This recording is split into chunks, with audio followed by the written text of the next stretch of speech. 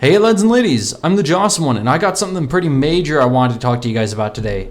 So YouTube is making a huge change due to, according to the FTC, they made a COPPA violation. I'm sure you guys have seen tons of YouTubers talk about this already, and so I want to give my opinion on it, and then also show you guys just some things about my channel that I kind of wanted to mention in light of this news.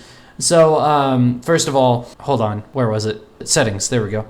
So you go to channel, and then advanced settings. Okay, so do you want your channel as made for kids? And apparently this is a serious legal thing. If I say yes, set this channel as made for kids, I always upload content that's made for kids, this is treated as a legal statement, and you will be held accountable if you're lying to the algorithm.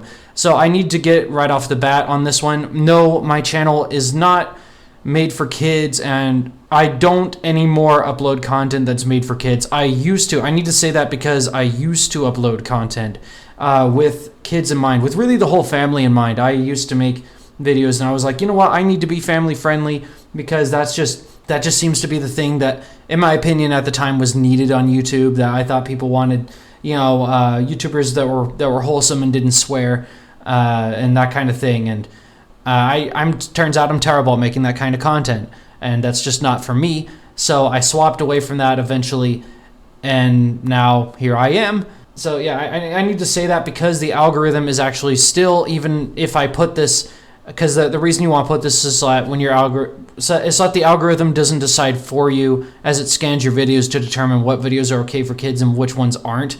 Because that becomes a huge problem, because let's say I uploaded a gaming video that happened to be about a serious game. Well, something might trip up in the algorithm. It might say, oh, this is a gaming video, so it must be for kids. And something in that might confuse it. And then I might say something in the video, like maybe I'm playing Darkest Dungeon, and then we see like the scary cultist characters from the regular Darkest Dungeon. You know, the ones that have that freaky smile, their hands are raised. And seeing that might detect something in the algorithm and go, wait, this isn't safe for kids, and it just might cause some kind of problem and get me, you know, unfairly demonetized or even demoted in the algorithm. Because the thing, well, I'm sure most of you guys know this already, but the algorithm will demote you if they don't like if it doesn't like your content. If you get demonetized, it also demotes you in the algorithm, which means that even your own subscribers won't get recommended your stuff.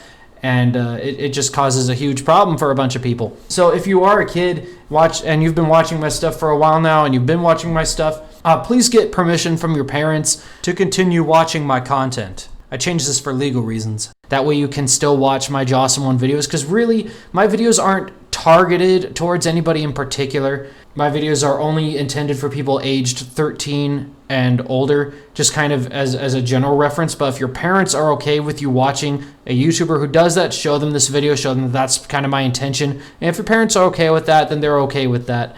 And I just need to say all of that partly for legal reasons, and then partly for algorithmic reasons, and then also for you guys.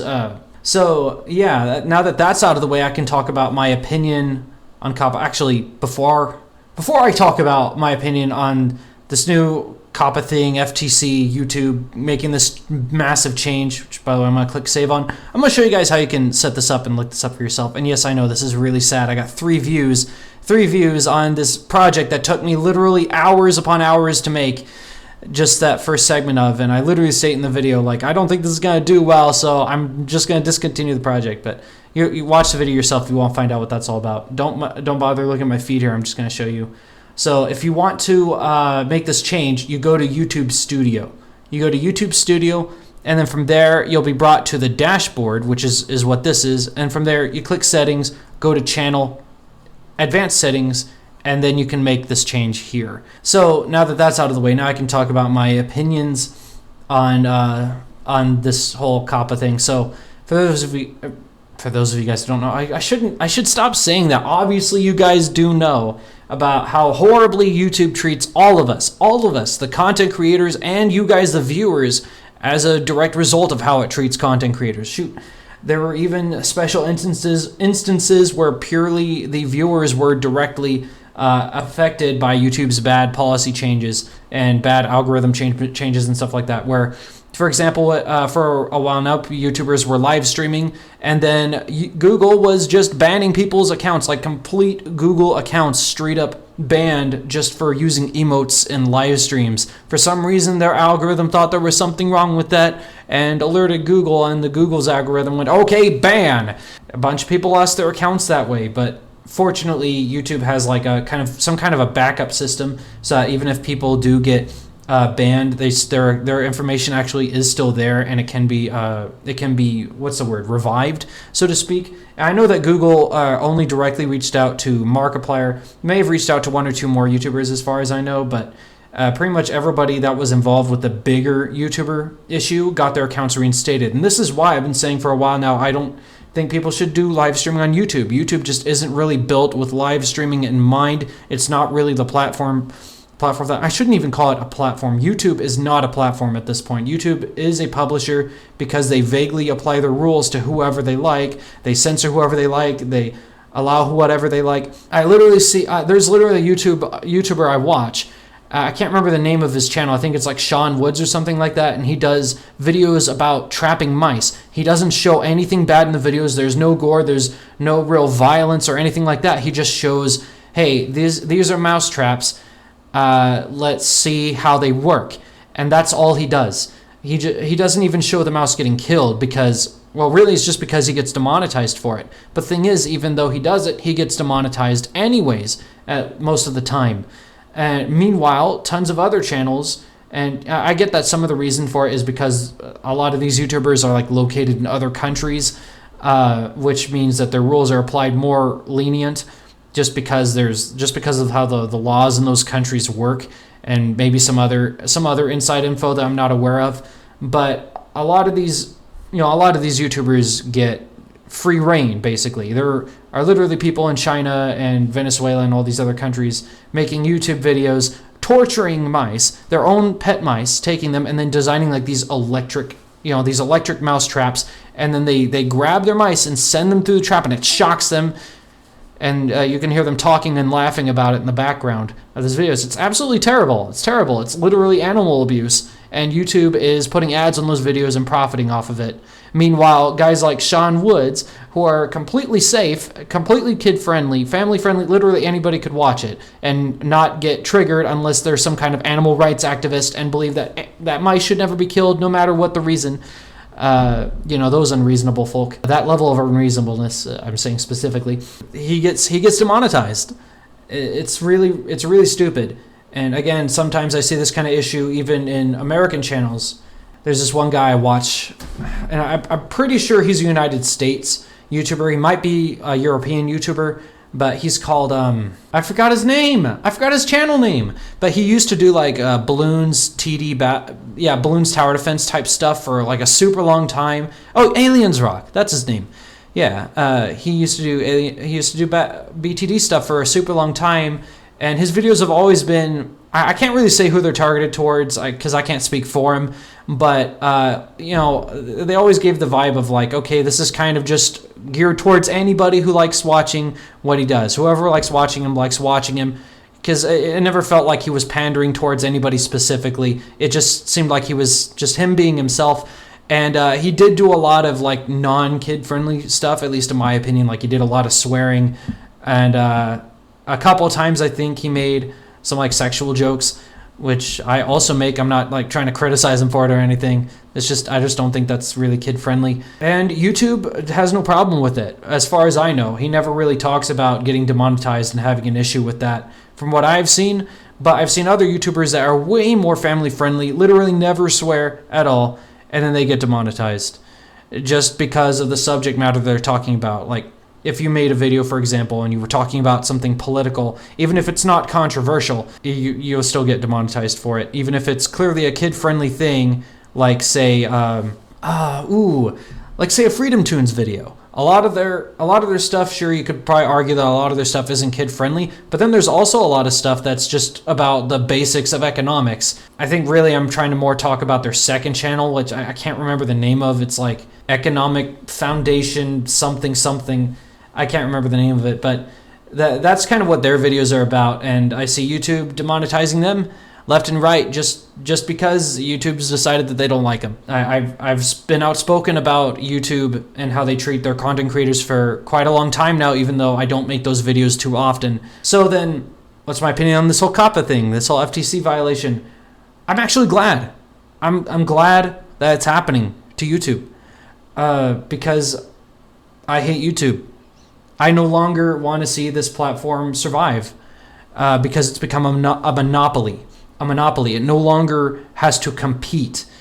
And let me be clear here: if YouTube wasn't a monopoly, and there was competition between YouTube and all these other sites, and there was actual fairness, then I would be for it. But at this point, YouTube has become like that story. What is it called? Is it called Ted Bunyan? The Ted Bunyan story?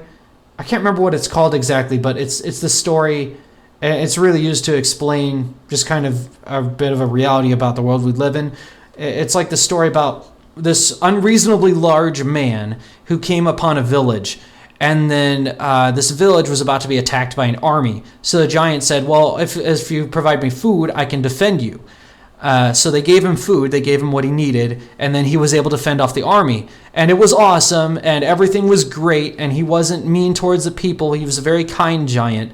But then over time, he started growing. He started getting bigger as the people fed him more and more and more. And he also still did a great job defending the city, defending these people. Over and over and over again, they would get attacked, and he would just wipe the floor with them. And it was awesome, and everything was great. But as he got bigger, he began to need to demand more food from them. So it got to the point now where he would always be hungry, and he began oppressing the people, taking every little thing that he could from them to feed himself, which of course in turn he would still defeat the armies, but even he started failing to do that because he was always hungry. He didn't have everything he needed. Well, that whole story is a metaphor for government. That's what happens inevitably with government in every civilization. It gets bigger and bigger and bigger until eventually the people can't take it anymore, and they rise up and they take it down themselves, which is also what happened in that story with the giant. The people got tired of the giant oppressing them and taking every scrap of food that they could to the point where they couldn't even feed themselves. They rose up, they took him down, and life goes on. And that's kind of what we're at with YouTube. YouTube has gotten too big. YouTube is the giant in that story, where now they're oppressing their own people that they were supposed to be for. It's literally in the name, YouTube. It's about anybody picking up their phones, picking up their computers, making videos about themselves, going viral, getting money, and living that good old American dream, even if you don't live in America. And it's just YouTube isn't that anymore. It's no longer YouTube. If you need more evidence of how bad YouTube is, check out Joerg Sprave and his act on FairTube. I'll leave a link to that, and also leave a link to his Facebook group if you're interested in joining it. Basically, his story is he's in Germany. He's a German YouTuber, and he's been dealing with a lot of the same issues, and even some like specific, special, really bad cases of just unfairness towards his channel. It's hard for me to be specific without pulling up the information, but he got like, I think at one point his channel was threatened to be terminated by YouTube at one point, and yeah, just a bunch of bad stuff like that. So he got in touch with another business, and they created sort of a coalition they called the FairTube movement, the FairTube Act, something like that. And they tried to negotiate with YouTube and with Google with a threat behind it, saying if you don't negotiate with us, we will sue you. And they actually explained like how are they going to get to them, what lawyers are going to use, what path they're going to take. And it was a really good plan. But at first when they made that video, when they made that message to YouTube, and when they did all that reaching out to Google and YouTube, they actually said, yeah, we'll do it. So they went out to their meeting place. And in the first place, when they started up the meeting, right, because YouTube, what they did was they held a big old meeting, and a whole bunch of different people joined. Well, Joerg wasn't allowed to go in. Even though he was literally the reason that meeting happened in the first place, he wasn't allowed. But the lady who was part of the business that he worked with, was allowed to be in the meeting. I think, I'm not entirely sure, but I think they are going to move forward with that lawsuit, just because YouTube refuses to negotiate with them on the terms that they've put forth. And I hope that they do. Really, I hope that they do. This giant needs to be brought down. It needs to be humbled. It needs to compete. Currently, as far as I can see, and I may be mistaken, let me know in the comments section, but it seems to me that the biggest website you can go to as an alternative to YouTube is Bitchute.